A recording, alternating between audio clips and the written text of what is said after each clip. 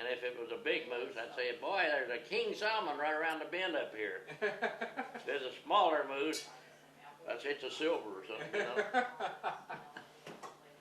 Or red. But that king salmon, boy, I seen one up there about 60 inches or better one time. And I said, boy, you're right on him. He was just across the altar from him. And he couldn't see him. And I said, he's just across the altar from you, just across the altar. Well, that moose got wind of him, and he had 10 cows with him. The cows scattered out, and the moose went right straight up and over the mountain. He never did see him. He was running for his life. I shot one up there that he didn't run from me. I walked right up on him, and after I shot him, I looked, and he, in his front feet, in the ankle joint, he had porcupine quills on him. That's the reason he wouldn't run. Or porcupine had hit him. So he was gonna. Well, he gets into your joints, and it's just like arthritis or something. You can't work him. Right. So he wasn't scared to run. He wasn't going to run. What happened on that car accident was we had a Wildcat Derrick go to Van Horst, Texas, then turn and go back north from there, and it was quite a ways in there, just a 2-rut road. We had an old boy that was pretty tough that was pushing the crew. But we run into one of them ranchers back there, and this was all sand. And the crew director said, you're going to have to back up and let us pass. He said, no. He got out of there, and he had a 45 on. He said, no, you're going to have to back up. So there's We're recording here. 7 of me and only 6 of you. So I think you better back up. So we backed up 2 or 3 miles down that dirt road, so could let him pass. But after that was when the Van Horst was real dry and the cattle was dying. They was dying of starvation, and they was laying in the road, and we'd have to get out and try to get them out of the road, that 2-rut road. Well, we got in there and we started building the derrick. We got the floor set up with a gin pole truck, and then we was going to start putting the legs and stuff up. But anyway, we jacked the car up and put blocks under one side. We left the rim on. We had a cat head fit right on the rim. Now tell me what a cat head is. Cat head is just it's a piece about that long, and it bolts right onto the rim. It's got a flange about that wide where the rope runs. You wrap the rope around 2 or 3 times around the cat head, and you can pick up a big load with that thing, just like a winch line. Okay. And if it don't run right, it'll run over against one side if your car ain't square with the rope going to the pulley. Or you go through the pulley and up to another pulley and back down, and lift the stuff up on the leg. Well, it wasn't quite lined up, so we was going to pick the car up and set it over about 6 inches or so the rope lined up. And I was young out, I grabbed the middle bumper, and 2 on each side of me, and they grabbed the bumper, we picked it up. Well, it fell off the dang blocks in the back, and it was idled up to 10 miles an hour on the throttle. And them 2 guys on each side of me got out of the way, and of course the car was plumb off the ground when it fell off the blocks, and I had all the weight, and it hit me right smack in the legs there and just knocked me down backwards. Before I got there though, I stopped, and I was new at this here, I was learning, and I wanted to keep up with them guys if I could. So my pocket on my overalls was cut out, and his pocket all the way across the back with just a seam sewed down the middle of it. So I stuffed them full of new bolts, 5/8 bolts by about 3 inches. So I was carrying all that weight in my hip pocket all the way across. When I fell backwards, stretched out, I said, I can beat it in just an instant. So I pulled up like that and turned over and got on my hands and my knees just as it hit me in the rear end. Knocked me up and wound me up and under there, and I could see the tire about to run over my head, and I pulled it back, and then I got rolled over once and hung up on the transmission. So it skidded me right down the road with my jaw down on the hard dirt, and I was laying, had my arms down like that and my knees, and it just skinned all the skin off of them and off the side of my face, and I was blood everywhere running. And that was 70 miles from Odessa, Texas. Oh man. Lean back. So there was 6 of us in the car. So they laid me in the back seat, and the other 2 guys squatted down on the floorboard, and the 3 more sat in the front seat, and we headed for Odessa. We just stopped everything right then. But the car, after they finally got to the switch, cut it off. That's the only way you could kill it, cut off the switch. killed it. Well, they picked one side of the car up and said, crawl out and under there. I said, I can't. My legs won't work. So they reached under and got me by the arms and drug me out. And Willie Sober was a ground man then. He done the groundwork while the rest of them was up in the derrick. He said, give him a shot of Old Crow and he'll crawl out from under there. Old Crow's old rot gut whiskey, you know. I could hear him just as plain today saying that as I was sitting there, if he's sitting right here. Give him a shot of Old Crow and he'll crawl out from under there. Well, man, I'll tell you, I laid in the hospital. When I finally got to Odessa, they called my wife. She thought I'd died, I guess. She come down there and I was all bloody. And Now, how old were you when that happened? I married her when I was 22. I was either 22 or 23. 22 because I got out of the service when I was 21. And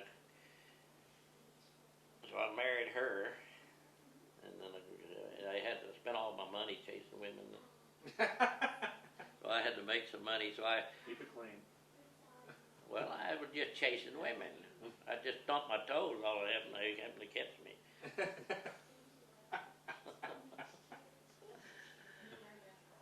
But I built a little house out of redwood. I had some old redwood boards that I'd got from out of the oil field. They come in 2x12s, you know. And I had some other stuff that and so I built a house, and I never put no nails in it. I put all bolts in it. I'd take an angle iron, cut and made the corners and bolted them through there. And the floor joists and all. And I put little shutters on the window, and I had a kitchen that was painted just as glossy white, real glossy white. And then I put some tape on there and painted the bedroom a light green where the bed was, and it was glossy. It was pretty. And it was just 8 by 16 as long as it was. It fit right on the bed of that truck. And when you set it on the bed, you just had a little bit of weight on the front end. If you hit anything, the front end would fly off the ground. So when I come through Canada, I got this up on the Alcan. I went through one of them little towns. You never finished your story, though. What happened to you after your accident? What happened to me after I got married and come to Alaska? Oh, but I had to make some money. You were paralyzed. Well, I was paralyzed for 2 days. Okay. And I was laying there feeling sorry for myself. Why didn't he kill me? Because I couldn't move my legs. And when I was laying there, they brought a kid in out of the oil field. They got his hand hung up roughnecking and jerked his arm off right here, and he was laughing and telling jokes. So I said, well, if that guy can do that, why should I feel sorry for myself? So I come out of it, you know. And eventually I got well, but it taken a long time. And did it mess your back up, though? Yeah, it messed my back up good. That's the reason I laid up so long. And I suffered with that from 1950 to 1980, before I finally found some doctors said they could fix me, and that was in Provo, Utah. Wow. I went down when I married Darlene to a health course, and it cost $1,250 each, and I stayed there for 6 weeks in their house, 2 Adventist doctors. And 6 weeks, I said, can you take a look at my back and see if you can fix it? So they didn't do nothing like these guys thought about shooting dye in my backbone or anything. They just felt to me and felt to my back with their fingers and had me bend this way and that and walk. And they said, we can fix you. So I said, get it. Next day I was in the hospital and they worked on me. And I stayed 3 months there then. I stayed a total of 3 months with them. This one guy staying with, he had 4 little kids. And we had sat down, and you never seen such good meals in your life as they had. Oh man, they made a high impression on me. You know? So I said, well, if them guys, they're so spiritual and so good with everything, I better look into this. So that's how you turn yourself around. No, that wasn't quite the time yet. Okay. It wasn't time for me to turn around yet. The time when I turned around was when I was about to get a divorce.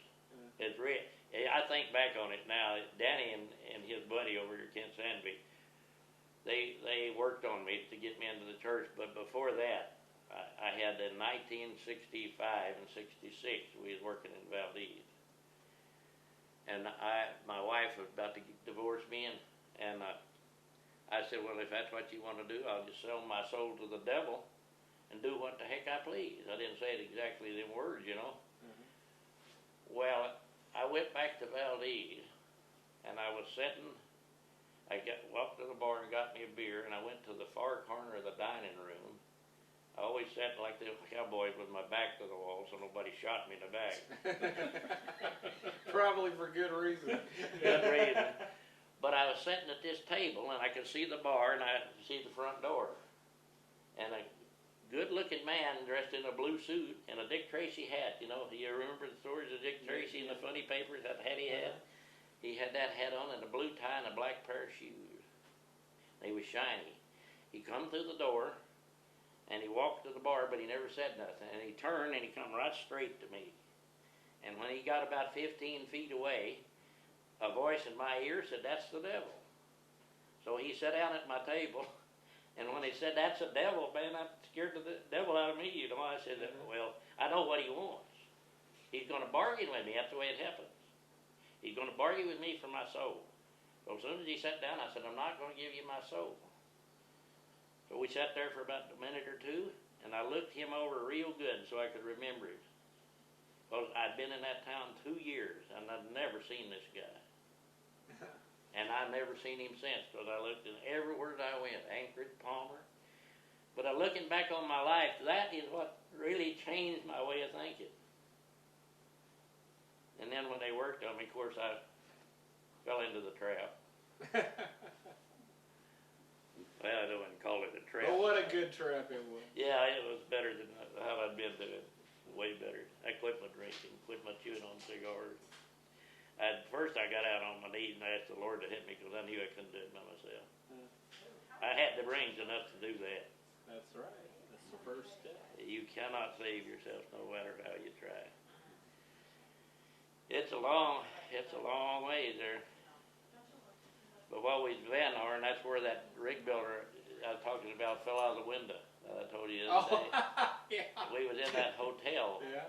there for the first night or two, and was drinking. Then he sat out on that window, fell out on the sidewalk. Never even hurt the sucker. So tell me about my granddad, your father, because I don't know much about him. Can you? Yeah, he was one sort of like I am, or more or less. Whatever we was doing, I remember. I told you about that Stills walking on him stilts, and he fell in that mud puddle, and he'd whip anybody he called. But I was riding a bicycle backwards, sitting on the handlebars, you know, and he come in with a crew. The crew was still in the car, and he got out, and he had a few drinks, and he said, "Get off of that bicycle, and I'll show you how to ride that thing." So he got up there backwards on the handlebar, and he had the biggest wreck you ever seen. He was always doing this. Hello? Always. So did he would just go work hard all day Oh, long? Then he'd that go to guy, the bar. when we was in the tapes, I tell you, when we was in Big Spring, Texas, he'd taken a job hauling cottonseed from the gin about 3 or 4 miles up to where they dumped it and processed it. And we just had a flatbed truck with sideboards on it, up also high, about that high, I guess. And he loaded them cottonseeds with a big pitchfork about this wide. And he could work either right or left-handed. So he'd work this way till he got tired, and then he'd work this way. And he'd hire them colored boys. They'd come around and want a job. He said, "You can have a job if you can keep up with me." Well, 2 or 3 days, they said, "Mr. June, we can't do it. We just can't keep up with you." So I'd ride on top of the cottonseed to the gin, and we didn't have a dump truck, so they had a big crane there. They'd pick the front end of the truck up, and all the cottonseed would slide out in that chute. But man, he hauled a lot of cottonseed. But in the meantime, there's an auger, 8-inch auger, that runs the hulls out, and got me for that. I never did tell him. Now you got the story on here Yeah. about the time when you ran the horse. The death? Yeah, yeah. I think I got that on there. The old horse was so lathered up he caught pneumonia. Yeah, And he died, and I was a cave digger back in them days, like the cavemen. Man, I had caves all around, and I had tunnels from one cave to the other, and I put old scrap wood on it and tin, then I'd cover it up with dirt, you know, they'd never know it was there. And I used them for my little playhouses. Mm-hmm. And we, us kids would crawl from wood. I had a pretty good size one, about 8 by 8 or a little bigger, and he knew where it was.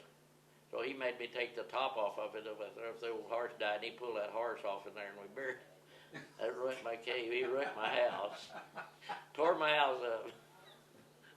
Yeah, he was always doing something like that. So he was a rig builder, and But he made me a cart, see, on 2 wheels with a couple of old 35 springs in it. You know, they run. How did they run? They run crossways.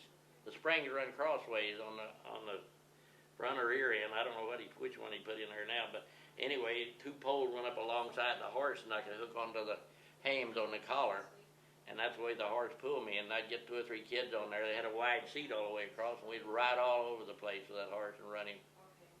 We'd get on them hills and go sideways and gravel pits and everything. And no wonder we hadn't turned over and killed all of us. But the funniest thing is, the one is more dangerous than that. I made one cart out of a 2 by 12 one time. And I put wheels on it. I put the wheels right up against it on the back. They was about that wide. But on the front, I put about a 3-foot 2x4 in there, and I put the wheels out like this so I could put my feet on each side and steer that thing, you know. And for a brake, I had two 2x2s, I think it was, bolted into the side of that 2x12 so I could pull them like that, and they'd dig into the ground. You lift your weight up off the ground so they'd dig in, you know. And I had ropes go up and hook onto the hames, and that's the only brakes I had. And we'd run that old horse, and as I'd go around the corner, I'd sling them all off. Skip the kids up. They'd get right back on, boy, though. That's the only brakes I had. I'm wondering, we didn't run right out of that horse, and he'd fall on us. You get to thinking about it. Yeah. But we never thought nothing about that then. That was just a lot of fun. Oh, there was so many things that happened in them days. It's hard to recall everything. There was always something going on. In fact, we had 20 kids just about to come to the house every night. And they come from around the neighborhood. I asked one of them one time, "Why do you come down to our house all the time for?" He said, "This is better than going to a 3-ring circus." And I don't know how Mother and Dad put up with that, but they did. So you and Carl and Dad all slept in the same room? Well, no. Mother and Dad slept in one, but see, we didn't have no insulation in the wall. We just had plyboard on the outside of 2x4 walls. And we slept in the room where the kitchen was. We had the kitchen, and then we had 2 beds, and the girls slept in one big bed, and we slept in the other, and there was a walkway between us. Mother and Dad slept in the other room. And he always would wrestle me. He wrestled me till I was 16 years old, and I accidentally told him he never wrestled me anymore, and I was sorry I did that. But he'd come in, he always had a new hole to show me. At one time, we had a shelf built up right along the wall about the width of that doorway, and we had shelves in it, and that's where Mother stacked all her dishes and silverware and stuff. And it went up about 7 feet, you know.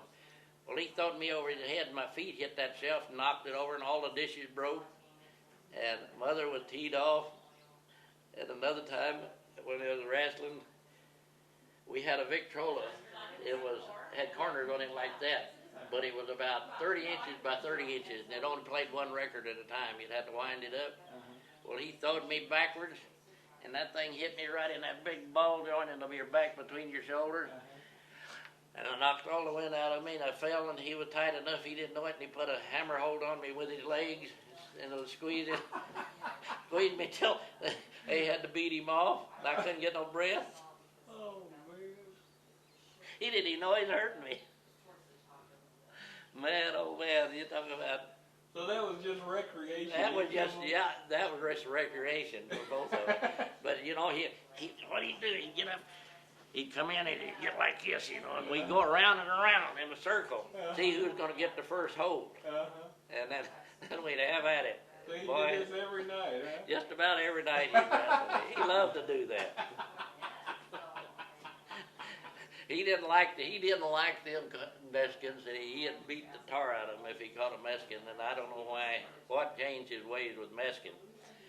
But we had them horses, and their heads all, you could either point all the heads on one side or two one way and two the other, you know, over the side of the truck. Were those all Belgians? No, they were just regular old workhorses, but they'd ride across the truck instead of with the truck. So, but they got to where they'd know just exactly when you're going to corner and they'd lean that way. But we pulled into the filling station one morning and we had to have some air, and that old colored boy, he was busy, so he couldn't air his tires up. So my dad's out there airing it up when that horse had to go to the bathroom, you know. And he had his tail over the sideboard, so he went right down my dad's neck, you know.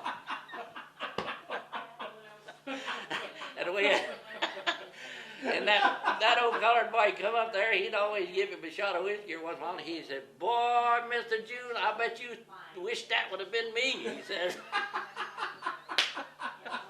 My dad said, "I sure do." We had to go back home and change clothes. I've never heard that story. That's another deal. Well, sometimes we'd go as much as 100 miles to work. You know, sometimes we'd have to get up and leave at 3 o'clock in the morning, and we had to have another. I'd drive one team and he'd drive the other, but we had to have board stackers in the back, and they'd stack the boards. The board was oak boards, 24 feet long, some of them, and they was about that thick and 12 inches wide, and they'd have 3 boards, and you'd stack one on top of the other, and then I had a chain hook. I'd just hook around there, drag them through the mesquites up to the front, and they'd lay them down a path again to roll the derrick on. They rolled them on 6-inch rollers. And So that's how you moved derricks. that's the way they moved it. They put a 10-foot shoe under each corner, and it was tapered. And so they nailed them onto the corner with 60-penny nails, and the rig builder had about 5 rollers, each one of them on each corner, and they had a 3/8 rod welded on the inside of them, so when you hooked your finger inside of them, you could pull them out, you know, and get a hold of the other end. They was 3 foot long, and he'd walk up to the front and lay them down in front of the derrick, and you could cock them rollers and turn that derrick around, or however you wanted to. All of them worked together in sequence, you know. But So how big were the derricks? How tall were they? 136 feet, some of them. We went down hills with them things. And what kind of lumber? I mean, They're steel, oh, so the derricks were steel. 6 by 6 by, I think the legs were 3/4 inch thick, or 5/8. And they're 14 feet long. But they did have some derricks that's only 7 feet long. That's another story I'll have to tell you. Remind me about that leg. The 7-foot story. Yeah, that's 7 foot, man. That like to got me. That scared me to death. But we'd roll it. When we went down a hill or up a hill, we'd have to get a cat and tie him off about 3/4 of the way up the derrick, and he'd hold the derrick back. But the derrick could be leaning like that going down a hill, you know. And somebody on the highway think it's falling over. They're driving down the highway. And we go up. The longest one they ever moved was 3 miles. They allowed you in the union then to move a mile a day. That's a long way when you're throwing rollers, 6-inch rollers.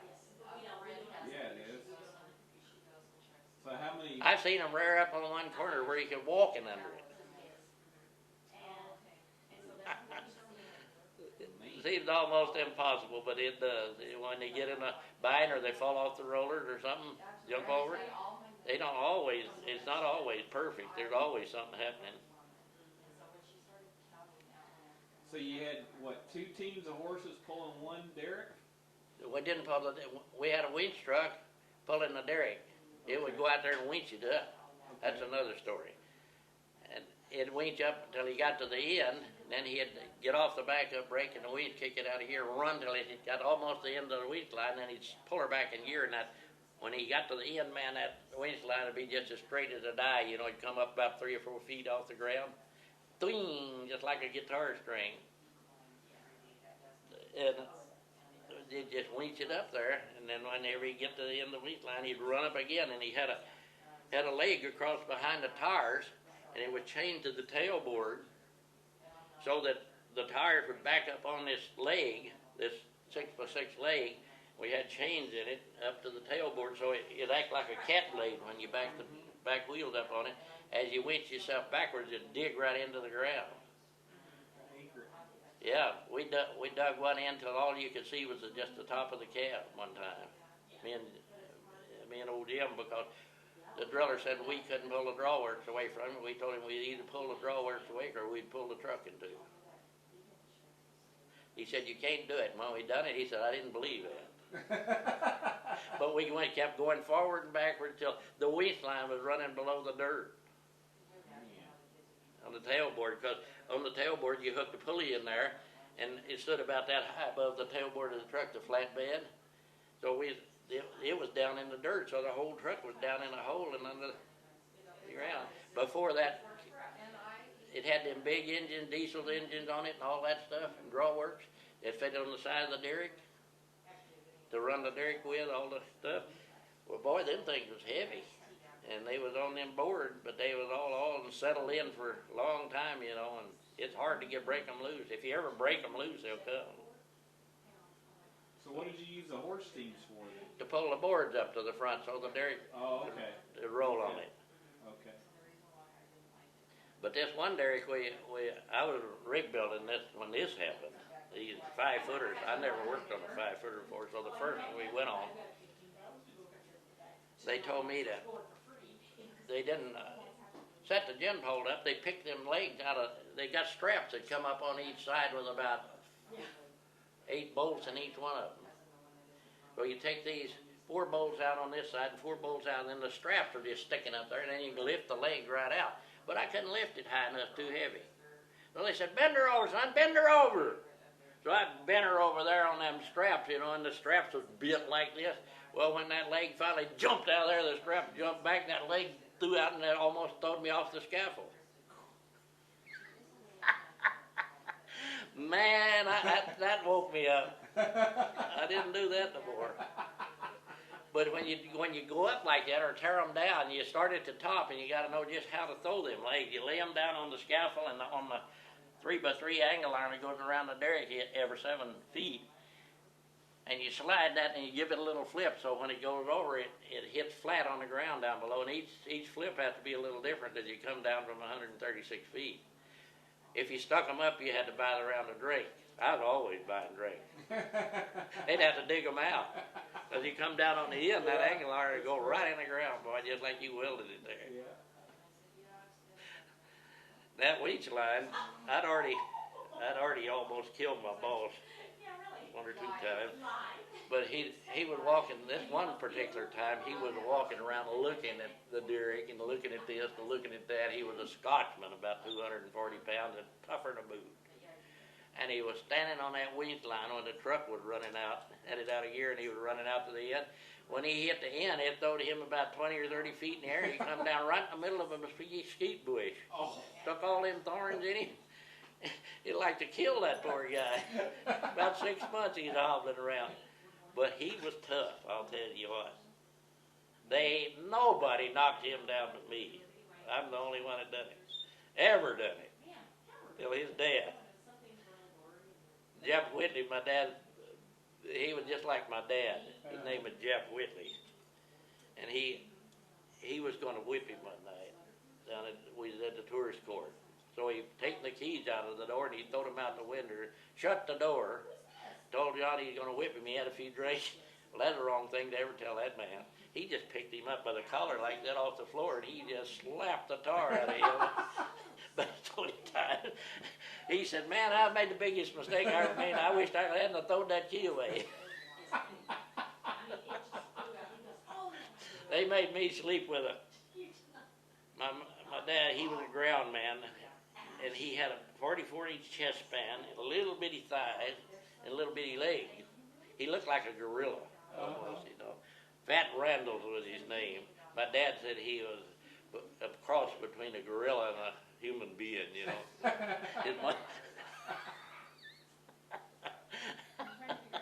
But anyway, you ain't never slept with anybody that snores. So you sleep with him. You'd have to get tight before you could go to sleep. They always appointed me to sleep within the same room with him. 2 of us to the room, you know. And man, I'd have to go out and get plenty of sop to get in there. Now, when did you start working as a rig builder? How old were you? How old was I? 16, I think.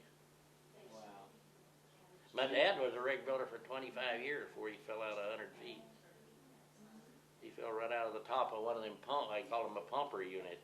They're like these radio towers they build. They're only 96 feet high. But I went out to derricks where they pulled the drawworks through the top, you know, with the cable, and they'd hit the deck. Man, it scattered stuff, you wouldn't believe it. I forget what them drawworks weighs, but they're tremendous weight. With them big pulleys in the top, right in the top, they just pull them right through the derrick sometime when they hang up. I talked to one old boy that he said he knew the derrick, the old driller was pulling it in, so he jumped on the guy wire, that derrick man who runs for the roughneck, and he had on a leather glove, and he slid down that guy line till it burnt through his leather glove and into his fingers, and he fell off the guy line right over the mud pit and fell in the mud pit like the drowned before he could get out of that. That mud pit is aquagel. That's what they use, and it was real slick and slimy. I'd go out to work, and when we was moving it, when I was working on the trucks, sometime we'd go out there and have all that foundation of that derrick would be on 2 layers of 2x12. One be that way, and this would be across on the top. That's where the corner of the derrick sat on them. They'd be about, I think, 8 or 10 feet long, and the corner had to take the weight of the derrick. And they used a tape line to square that derrick. I can't remember how they did that. I often thought how I could look it up, I guess. But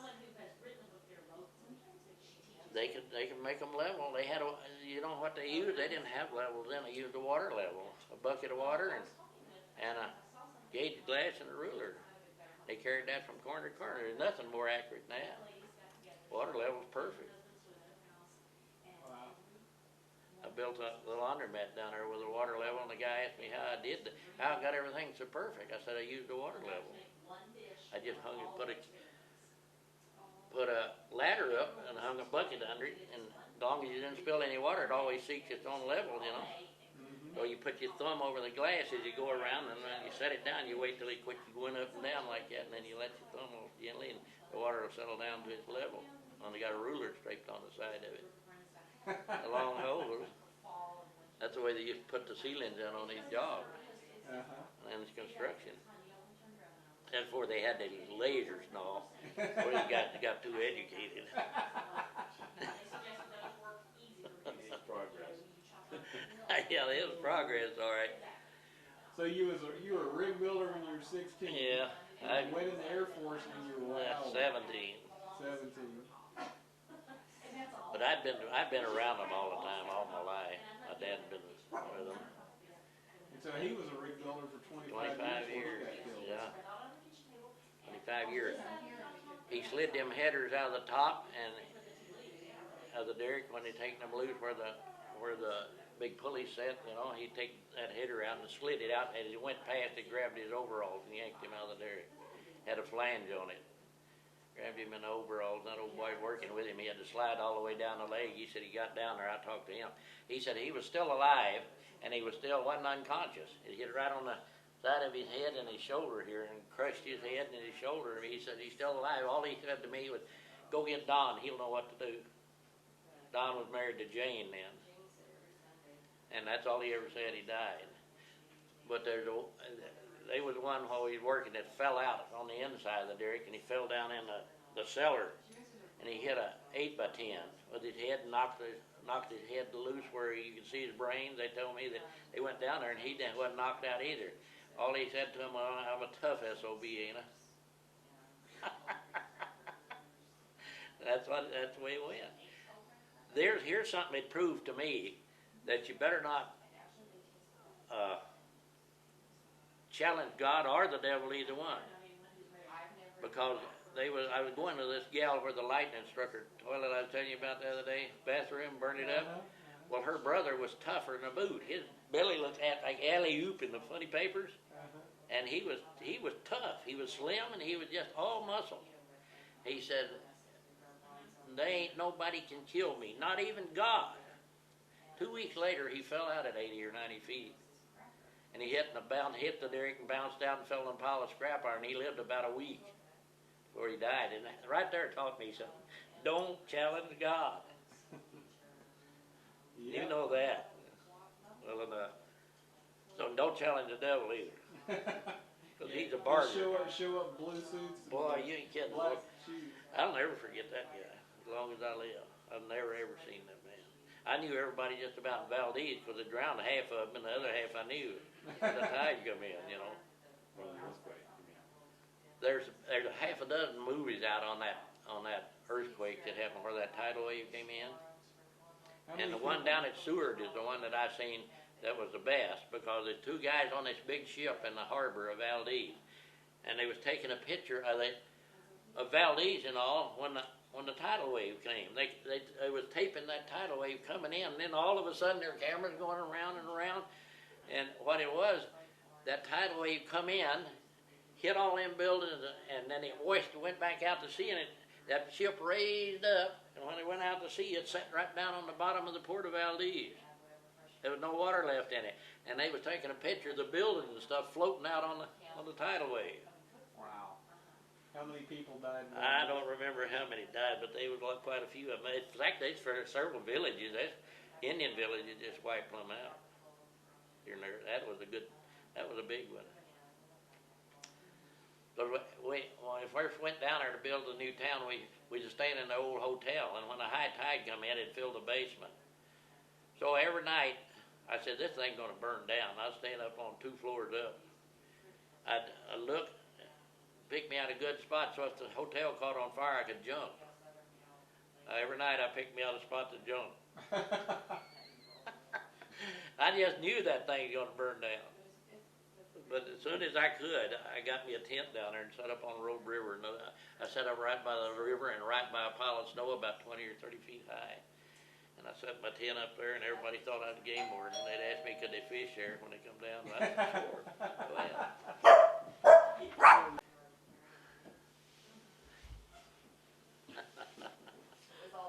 Boogie, why do you holler at? Get up here. Get up here. What are you doing? He can cut it off for a minute till he gets back. Just a good old-hearted, hard-working farmer. And you would have loved his place when I was little, my grandpa, because he had the only water well within 10 miles of their place. Everybody'd haul water from that, so he had 2 20-foot diameter tanks set on a concrete pad about 2 or 3 foot high, and he got inside and tarred them tanks with hot tar. And they was pretty high on the wall, probably as high as that room is here, you know, and I'd climb up there and look down there, but he had a windmill and it pumped into them 2 tanks continually because people come take water all the time, and he'd give them water freely. And every evening he'd get up, every day he'd get up at sunrise and he'd go to work in that field, whole winter, whatever he had to do, and he'd come in just before sunset, and he'd sit down for 30 or 45 minutes and read the Bible. I remember under the cottonwood tree. Every day he'd read that Bible. So what was his name? You remember? What was his name? Charles Benjamin Whatley, I think it was his Okay. name. But I'd climb around them cottonwood trees, and he had a nice farmhouse, and but he was just a good old time person, you know. You loved the man. Mm-hmm. I loved him, and I loved my grandma, but she died. He died fairly young, and he married a one-eyed gal. She took him for what money he had and left, you know, though he was broke.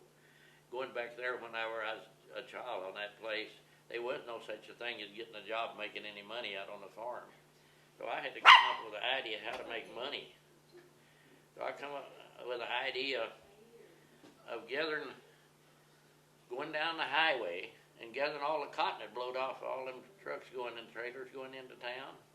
So I gathered it up and put it in tow sacks. And my dad come along the evening coming from town, he'd pick it up and haul it home, we'd put it in a shed. And finally, when we carried that in, we had 2 bales of cotton, and I was rich. Never had so much money, you know. But he was scared to death we was going to set the gin afire because there's so many rocks in that. When he started up that tin pipe, into the gin, man, you talk about the racket. You hit them curves in that pipe, you know. He said, son, we're gonna burn the gin down. I said, I don't think so, but we got it done. It separated all the rocks from the cotton. I shook it out as best I could and got grass burrs in my fingers. But another thing I'd do too, you could sell string, you could sell tin foil, and you could sell tobacco. So I picked up all the cigarette butts and taken the tobacco out of them, and I'd taken the tin foil off all the cigarette package and rolled it in a ball and all string, and I'd take it to town and sell it. And that's the way it made money till we moved. When I got my 22, I made money one other way. I thought, how in the world am I going to make money? So I could become a pretty good shot with that 22, because they give 10 cents a pair for rabbit ears. So I'd go out there and I'd kill as many as 16 or 17 rabbits a day. And I'd bring them in, cut their ears off. You got to take 2 pair of ears to town. Well, then they dropped it to a nickel, and finally dropped it to nothing, and I didn't get anything then. But I'd buy 22 shells with that money. Man, I'd drag them old rabbits down. I sat right in the fork of the road, and every time a rabbit hopped across that road, I'd get him. I'd just shoot him and sat there. Then I'd pick him up after when the sun started going down. You know, I couldn't see no more. I'd go pick the rabbits up and cut their ears off. Actually, sometimes I'd haul them home and we'd feed them to the hogs. You throw them old rabbits over to the hogs, they'll eat them. They'll eat anything a hog will. They'll eat a rattlesnake with him biting them. A rattlesnake never hurts a hog. He'll eat him. I've seen them do it.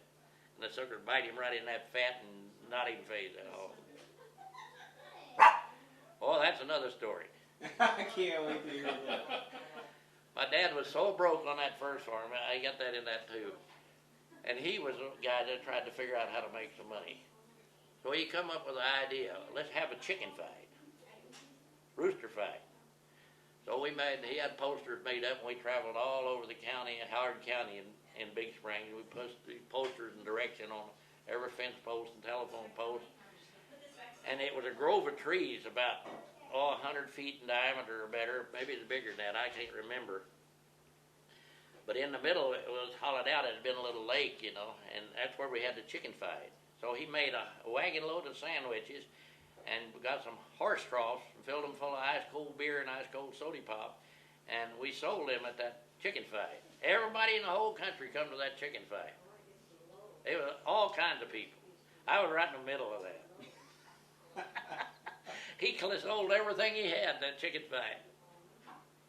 So when was it? How old were you when that happened? 7 years old. So you were 7. That was the first farm we did. 7. Where he moved, and we had to grub a hold of that 80 acres out. He grubbed the bear grass out of that 80 acres. That was poor, hard time. So that was what, about 1935? That was somewhere around there. Yeah. There wasn't no money then. I remember I had a letter where he was putting culverts in them county roads. He was making $1 a day with a team of horses in a Fresno. You know what a Fresno is? No. It's just like a cat blade. It's got a long handle on it, and you pick it up like that, and the cat blade digs in and fills this bucket. And you pull the handle down, and it slides, the horses, and then you let it up, and it dumps the dirt, spreads it out. Well, he'd dig across the road, dig this out, and then he'd backfill it with that Fresno. And you got a rope on it. You don't want to get your chin out of there, because if you hit a stump or something, it'll fly up and knock your teeth out. That was old time stuff. There wasn't no cats then, you know. It was hard. Make $1 a day, all day long. You could take $5 and fill up a pickup load full of groceries. So, plumb full. Figure Rouse will tell you about that, because he's feeding 25 of his family during the Depression. He said, I could take $5 to the grocery store and get all the grub you can imagine. And they had pickles in barrels, all that kind of stuff. You just dipped them out of the barrel. And the only thing you could sell would be butter. So we had the poorest families in the world has hogs. There's more hogs than any other meat on the market, because even that poor Africans got a hog in their. So we had a separator that you cranked. That's the one job we'd have to do, is separate that and churn the cream, make butter out of it, and you had a butter mold made out of wood, 1 pound butter mold. And you put a wax paper in there, and you grate that off smooth, wrap it up, and take it to the grocery store, and you could trade it for groceries. And then the skim milk you fed to the hog. I like it because I like it to let it set until it turns to clabber. You ever drink clabber? No, sir. Oh man, that's just like the kiss of a sweet woman's lip. I know Dad used to always take cornbread up Cornbread. and mush it up in a glass of Glass, milk. I still do that. That's my dessert. They ain't nothing like cornbread and sweet milk.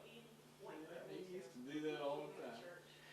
We had an old billy goat there on that first farm, and he wasn't really mean, but he liked to hear the kids holler. So when they got around the house, he'd run them right up against the house. He'd hold them there with his horns till mother come out and run him off. He'd hold them against the building with his horns on each side of it. And man, he'd get in the house every once in a while, and he knew right where the red beans was. We'd get them in a 100-pound bag. He'd head for that bag, and he could eat them old red beans like he was eating rocks. Pinto beans, that's what I raised on. Pinto beans and Burr Rabbit syrup. Fried bread.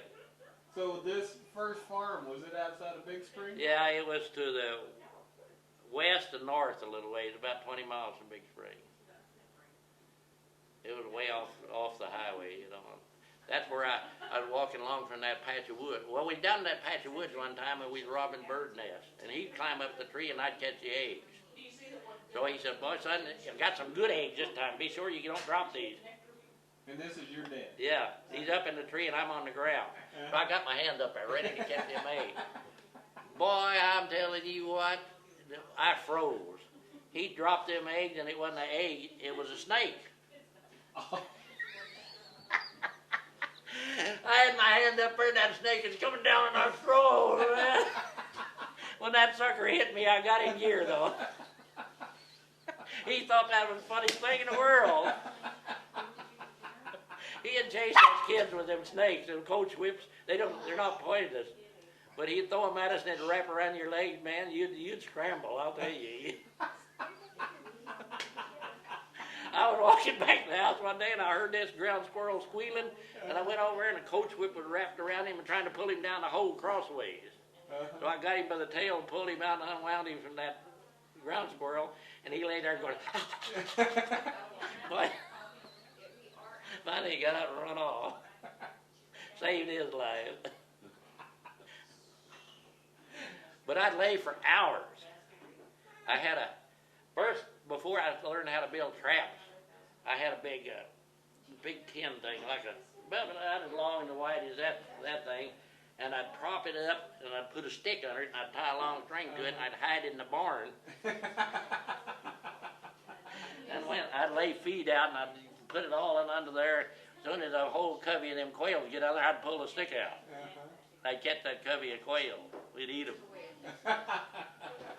Quails or bob whites, whichever come along, you know. They'd come to the horse lot to eat. Anything for a quail. Anything, boy. That's where that started. It must have.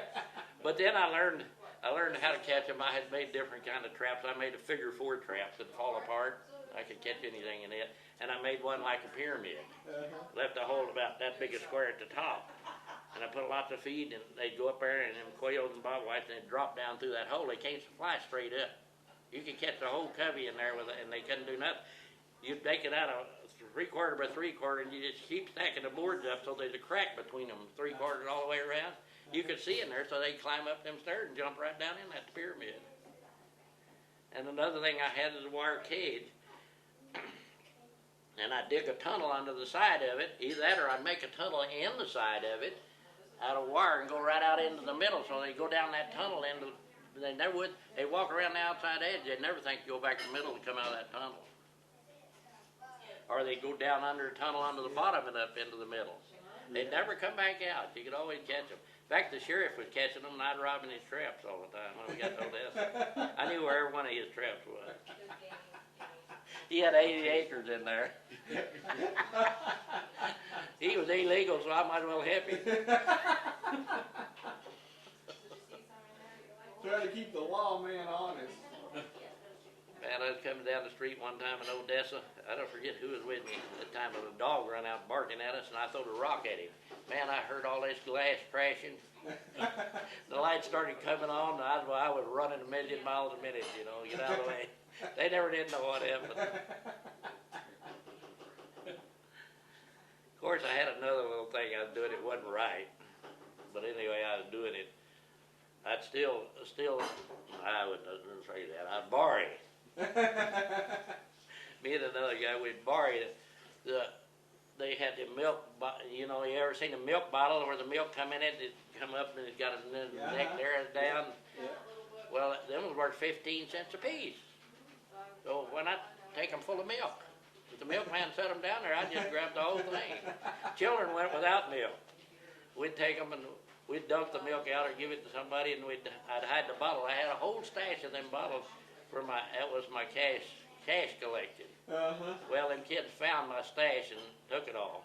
I couldn't say nothing about it. That's right. Hey, you get your just dues, don't you? Yes, you do. Yes, you do. That's crazy. That's crazy. So how long were you on that first farm before you went to Odessa? Well, we moved to 4 different farms before we went to Odessa. Then we moved to Montyhan's first before we got to Odessa. Moved to Montyhan's for a year. That was 39 to 40, which is, I think, when we was in Montyhan. Then we moved to Montyhan's at 40, I think it was. Moved to Odessa. And then that's where I finally settled down and growed up, you know. But actually, Montyhan didn't have a lot of oil around it, but they was traveling out of Montyhan and working. And that's where my dad got a job, so that's where we moved to. And a lot of them guys was masons down there, you know. Something funny about a mason, you know, they worship the devil. They don't worship God. Their king is Satan. I got some of their literature down there. I don't know anything about it. You don't? No. Well, you don't find that out until you get to the high levels. I mean, they think they're worshiping. Well, they got all this in the Library of Congress, my boy. And I got some literature on it, and I got even their oaths they swear in. Same thing as the Jesuit priests, too. You can get them if you want to. You're smart enough, you can get them. I read all that stuff. Yeah. But their God is Satan, and a lot of them, even Al Cross, I told him about it, but he was a Mason too, you know. In Arizona, when he moved out there, you couldn't put a trailer house in Hacienda where he's at, where he had that store. Yulie went in and tried to get it, they wouldn't let her put one out. Al come in while she was trying, and he just said one word to that guy, a password. The guy said, go ahead and put out anything out there you want. That's the way they do it, brothers. Mm-hmm. Fay Rouse was a Mason, Now who is that? my daddy-in-law. Okay, that's right. All right. He was a Mason. He was a 32nd degree Mason. And they asked me, do I want to join? I said, I don't think so. If it's that secret, what good is it? You know, in fact, the Catholic Church wanted me to join. Come down, join the Catholic Church. We go down there and we smoke and drink liquor and we play dominoes. We smoke and whatever we want to do. I said, that just don't sound right to me. Why would I do that when I'm already doing it? Why would I join the church to do it? That's right. Certain amount of logic to that. I'm like Spock, there's a little logic here somewhere. But going back to the story of old John McCauley, he was partners, they tell me, this was before by the time when I got to know him, that he was partners with a German. This is your boss that was a rig That's builder? the boss and a rig builder. Uh-huh. I worked for him on the trucks too sometimes. But they ain't nobody ever whipped him or put him down or nothing but me. And he had me out there one time straightening iron. And we was standing on a table about 3 foot high, about like that sink in there, you know. And it was a steel table. And he'd say, point to the angle iron, hit it right here, you know. So I had a big sledgehammer. And I just put on a new pair of gloves. So I come down to that sledgehammer I was out then, and I whacked that iron, but I missed that V. See, you had to turn up a V like that on the angle iron. Well, I missed it, hit it on the side right here, just a little bit. That big sledgehammer went to spinning like a top. and it spun right out of my gloves. I was gripping as hard as I could, and it hit him. He was standing down there on both knees at the same time, spinning about 100 miles a minute. Oh, man. He went down, and he stayed.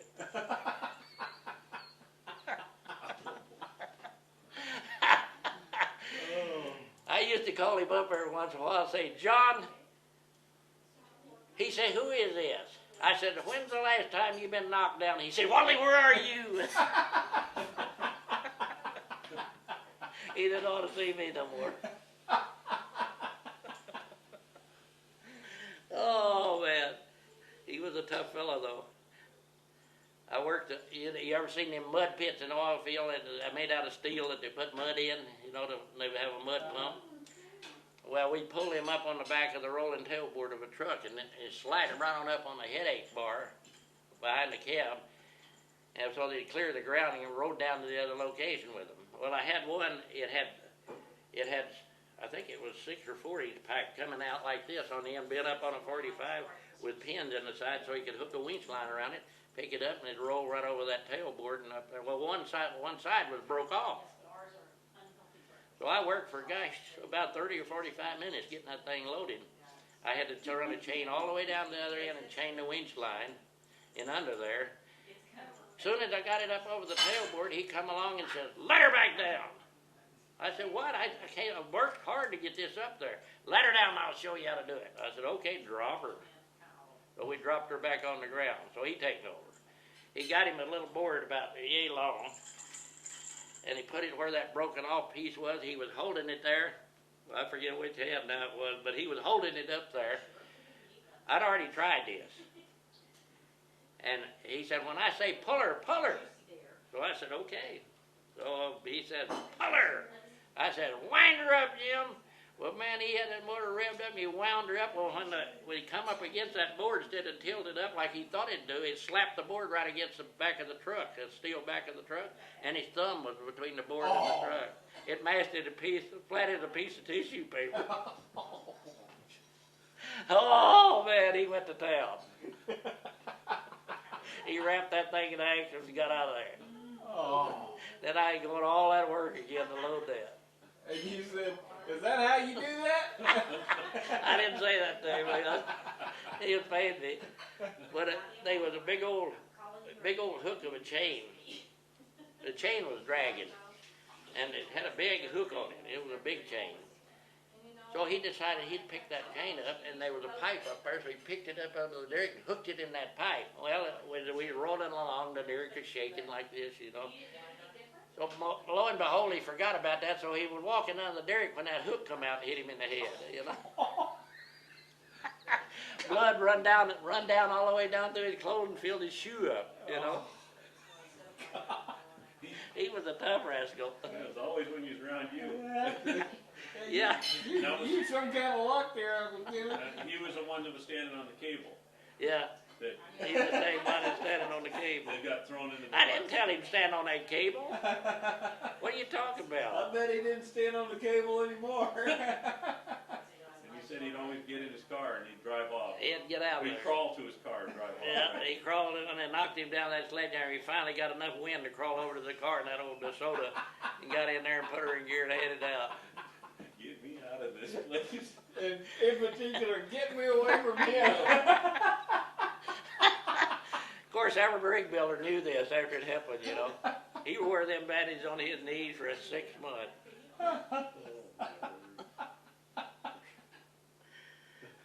This was, oh, man, there's so many things happened, it's hard to remember all of them. That's funny. But that Joe Squirrel was his German partner. His name was Joe Squirrel. Well, he had a bird dog.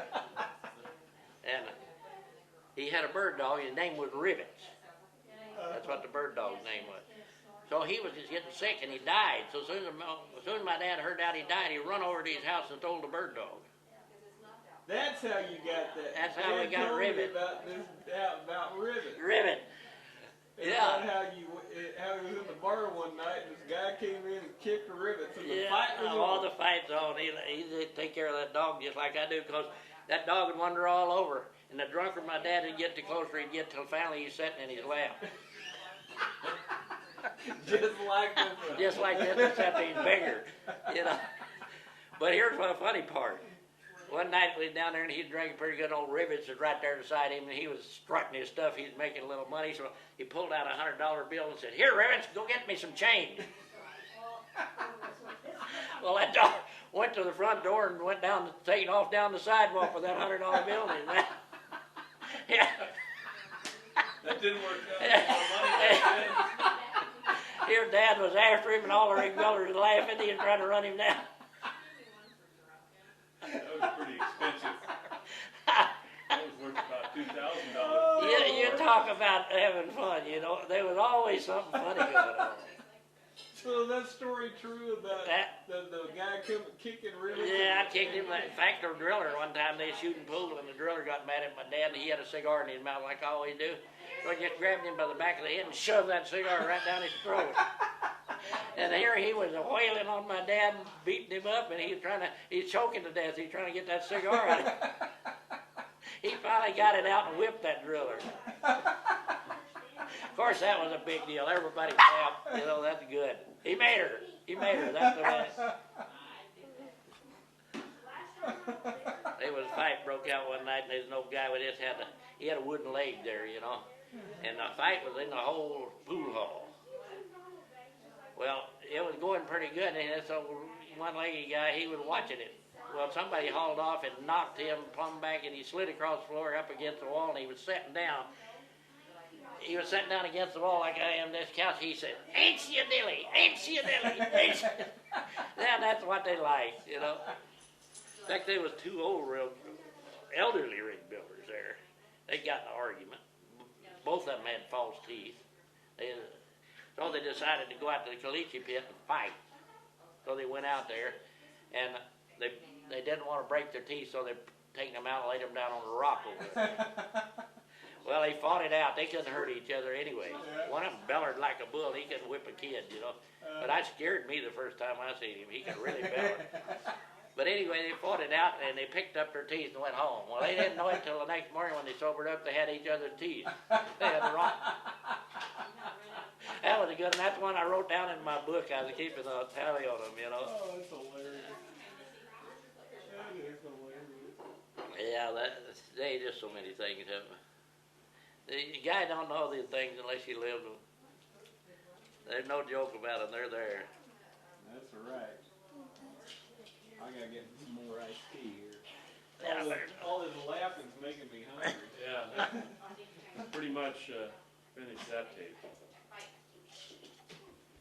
and I was running and telling them people where to go and how to do some of this stuff. You know, they'd drive in one truck and I'd drive in the other, and having hands. And I was thinking how many things I was going to tell my dad when he come home. How I was mad. I was stressed, heavy. I bet. And he finally showed up. And there I am standing there. I had her all made up. I was really going to chew him out. All I could think to say when he come up there was, "Where in the hell have you been?" All right. All right. He said, now son, don't get excited. I'll explain." Yeah, you better be explaining. Boy, that's the only thing I could think to say to him, and I thought a million things before I seen him. Uh-huh. And I couldn't think of nothing whenever I seen him. Where had he been? Oh, he's all drunk at a party.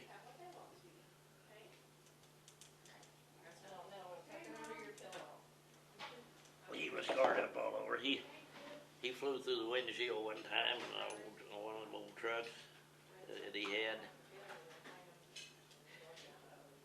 Well, he living on that first farm. You know, I didn't get to go to town very often or anywhere with him because he'd had that old Model T and he had a float on behind it. Well, this one time I wanted to go to Big Spring with him, and he said no, I couldn't go, so I had to stay there on the farm. Well, I had a big Steelia about 2 inches in diameter, ball bearing. So he take me off that truck, so I throwed it at him. Well, that thing I throwed it and it hit that rear tire on the trailer as he passed me. And to my shock, that thing was coming back at me and he hit me right there and knocked me cold in the way. And he's looking in the rear view mirror when it hit me. There I am laying on the ground. He stopped and come back, and I come to after a while. And all I can say is take that thing and throw it away. It hit that tire when it turned it just right to come back and get me. Unbelievable. Unbelievable that I get so much trouble. Only the living has any trouble. The dead don't have any. You'll have to tell Richard about that. Hey, boy. Boogie. Boogie. But that Rivets was some kind of dog. He liked old Rivet.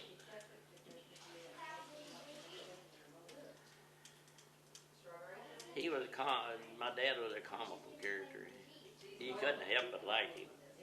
Yeah. And he was a hard worker.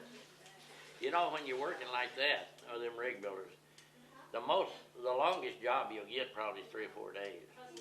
And then you gotta hire out at the pool hall every night. Meet at the cafe the next morning. So you gotta be a worker or they won't hire you. So how many rig builders were there? They 75. In Odessa. And meeting at that cafe every morning. See, and he had a little bit of money, and he's always flashing his money. His favorite theme was telling them girls, "Where you see Whatley, you see money." That was a good one. But that obviously died by the time it got to me.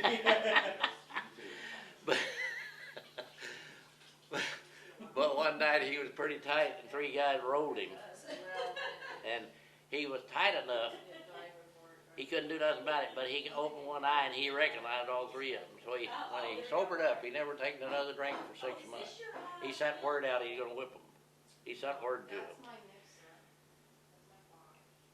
So the first guy that showed up, he had long black hair, and he was sitting in the pool hall. And he was sitting at a table playing cards. My dad come in and he seen him, so he ordered a beer. And he just broke the bottle like that. He was going to take the bottle and grind it in his mug, you know, the broken part. Well, it broke all to pieces. He didn't have nothing left in his hand. By that time, he created a racket, so he just run over, grabbed him by the hair of the head, and held him and just pounded the tar out of it. He whipped him right there. Just got him with the hair of the head. Well, he got that one. That was 1 down, 2 to go. So we down at the cafe, and he was eating breakfast, and he's eating ham or egg or bacon egg, I don't remember which. And this guy come in, he's a cowboy, and he sat down by him and said, "Hey, June, I heard you looking for me." He said, "You ain't getting," said, you just sit right here till I eat, and I'm gonna whip your butt." So he finished his breakfast. He went out in the middle of the street and started fighting. And the rig builders, the cops come. Rig builders formed a circle in the street, shut all the traffic down, and kept the cops away and let them fight. Yeah, they fought for 45 minutes. They were so evenly matched and pathetic. They was down on their hands and knees fighting, and they'd get up, they'd give out, and they'd take a swing at the other one, and then they'd fall, you know. And finally, my dad lashed it on him. But he said, "Son, if he'd lasted 3 more strokes, I'd have never made her." Of course, the rig builders thought that was the greatest fight they'd ever seen. That's right. And they was evenly matched. Never seen nothing like that. They really cheered. You know, that's their game. That's right. That's their game. There was some from Brownsville, Texas, and they was a rough crew. You know, Jody Havener was his name. He run the crew. He was a tough sucker too, and he run the crew. And they got out into Crane, Texas, and they walked in this beer joint on the home way when they was going back home from work to have a beer. There's 26 football players in there, and they got in an argument. There's 6 rig builders and 26 football players, all high school. So they got in an argument, and one of the rig builders knocked one of them down, so that started the cut, pick, and fight. They fought. They said, them high school kids are tough. Said, we knocked one down, there'd be another there. And we knocked him down before long, they whipped us. They just kept bouncing back. Said, that was the best fight we ever had. And they liked it. They liked that. I went to his house. He had 4 or 5 boys. So I got the boxing gloves out and I matched them up. If one of them got whipped, I'd match another one with him, so there'd be 2 against 1. And they'd pound the tar out of the other. And I had all of them cried when I left there. He thought that was great, and his wife, she's probably ready to get rid of me.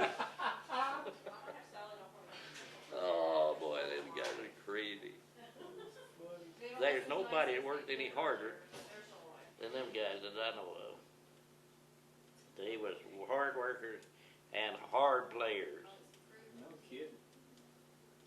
They loved that game.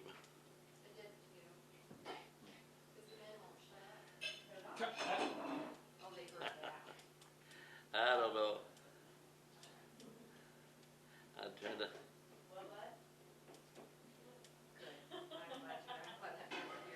I went over to Montyhands when I was back down there the last time. You know what? It's still the old dead desert country, and the only thing about Montyhands that I always think about every time I think about Montyhands, Texas, was that they was a 1 million barrel oil tank outside of Montyhands, Texas, about 3 miles in the desert. It was poured out of concrete. It looked like a gigantic football field. Wow. And they had the columns about that big a square down in the bottom and up on the sidewall going up. You could drive up it with a car. We'd get up there and run down it with a bicycle, you know. But the bottom was flat, and they put a roof on there, and they tell me, that was before my time down there, that it caught fire and burned up, and the roof burned up, but the concrete was still there. So they cut a hole in the north end of it so you could drive a car in it. It's just like a football field with stadiums and all. If you ever get the money and you'll look at it. I think they made a supermarket out there. Somebody told me. Helen or somebody, I think, told me they made a supermarket out there in it. But there wasn't nothing in it when I was there.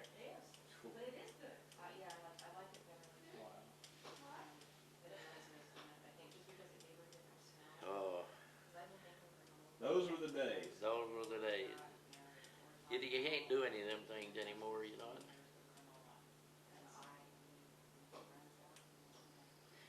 I was going to chaperone my wife and all up here when I was up here in the early days. And I had 4 women. They wanted me to go chaperone them one night while they had a little fun, you know. So I said, okay, I ain't drinking. So they said, all right. Come midnight, I said, I'm coming home midnight. Come midnight, they talked me into staying. They wasn't ready to come home. So they bought me them Black Russians. Well, about 4 of them, and I was feeling pretty good, so they come up with the idea. It was unbelievable. They talked me into doing it anyway. Bowder, an automobile body man, had an automobile shop in Palmer. He had built a Mosquito, and it had the wrought iron legs going down, either 1/2 or 3/8, I forget which. And it had snowshoes for wings, and it had 6 molten headlights for eyes. And it was covered, the body was covered like a mosquito, and it's like wings. The snowshoes were covered like wings, you know.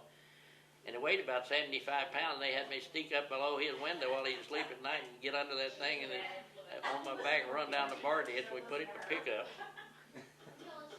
Stopped at the house and got a ladder and went down to Delroy's bar, and I climbed up on top of the up on top of the building. I almost fell off.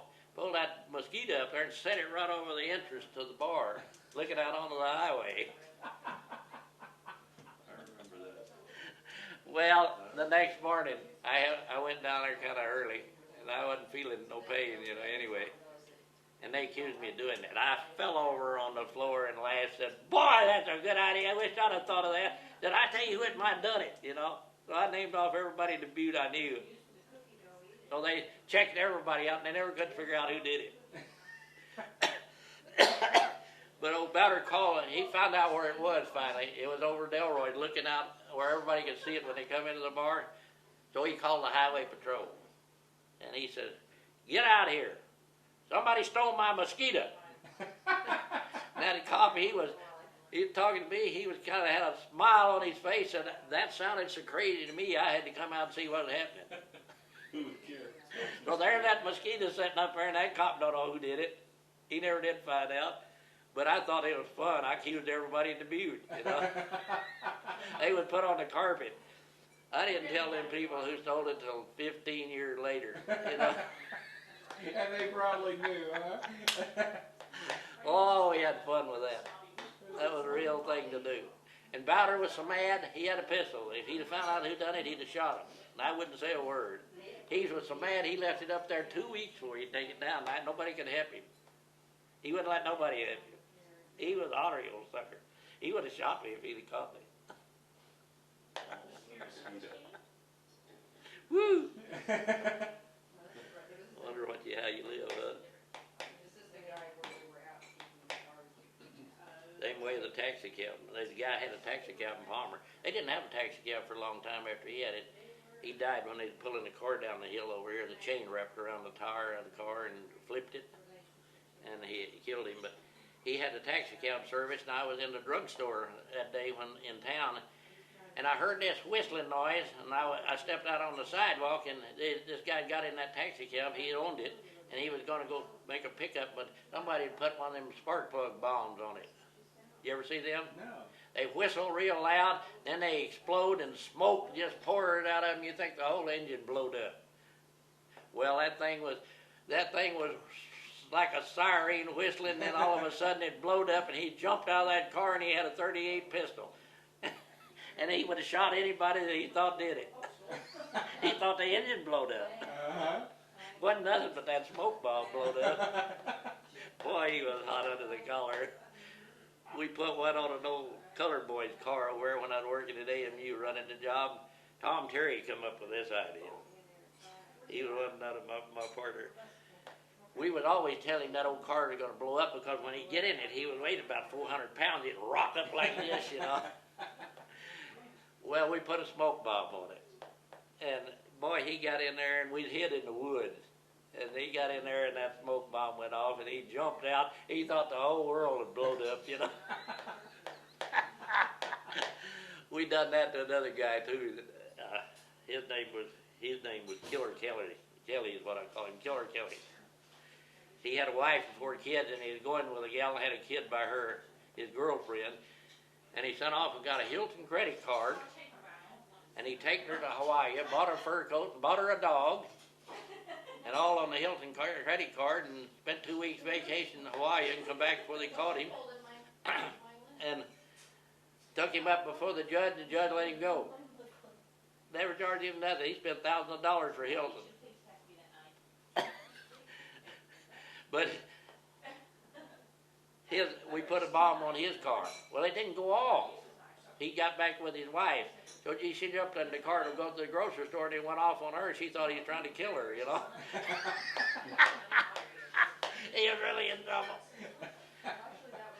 He was in his girlfriend's house. I laughed at him. I had more fun with him than anybody. He was at his girlfriend's house, and the parents had got wind of all this shenanigans he'd been doing. So they was arguing over him. So the old lady was mad at him. She was going to crown him with a skillet. When she swung the skillet at him and he ducked, she hit the old man right in the face and knocked him out. How do you like that? He was a winner. Down in Kenai, he shot at the highway patrol with a Tommy gun in the trailer house. So they called out about 8 highway patrols, and they shot at that trailer house. They riddled it with bullets. Never got him. Everything was shot up right through the wall. I said, "Where were you hiding, killer?" He said, "Behind the hot water heater." They never got that sucker, and he went to court, and they were going to hang him.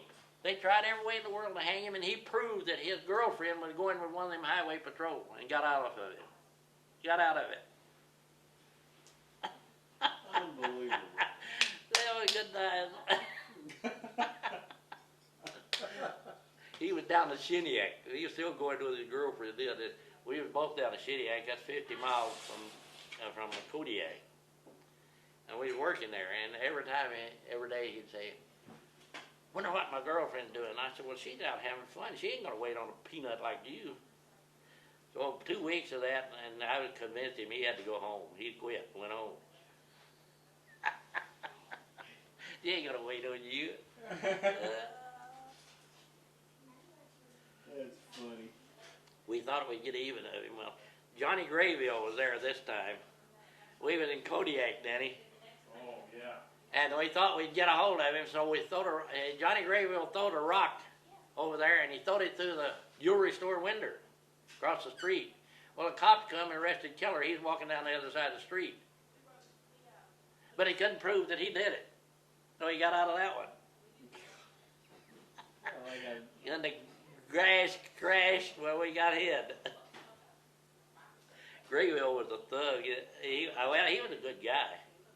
Real good guy. Daddy knows him real well. He was one of the guys, and he'd done so many things wrong, they barred him from ever hunting in Alaska yet. He went to fishing. What the heck? Mm-hmm. He would become a fishing guy instead of a game guy. I think I'm gonna have a little something to eat. Yeah, I'll get you something to eat. Shut this music box off.